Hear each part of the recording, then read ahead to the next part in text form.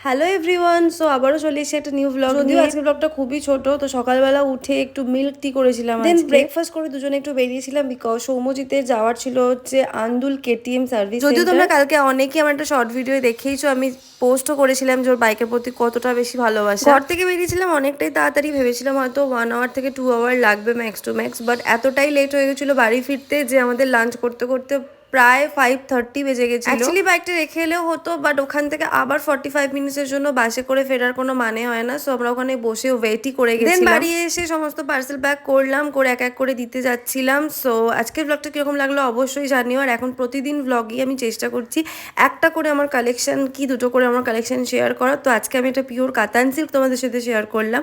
So blog কেমন লাগলো অবশ্যই জানাবে, তার সাথে শাড়িটাও কীরকম লাগলো ডেফিনেটলি জানাবে। এরকম অন্যরকম শাড়ি দেখতে চাইলে আমাকে ইনবক্স করতে পারো, মেসেঞ্জারে পিং করতে পারো, আদারওয়াইজ আমার পেজটাকেও ফলো করতে পারো। আমি এখন চেষ্টা করছি প্রতিদিনই ব্লগ দেওয়ার, সো মাঝে যেরকম দিতাম বাট মাঝখানটা একটু দেওয়া হয়নি। তো কীরকম লাগছে কমেন্ট করে জানিও। দেখা হবে নিউ ব্লগে, টাটা।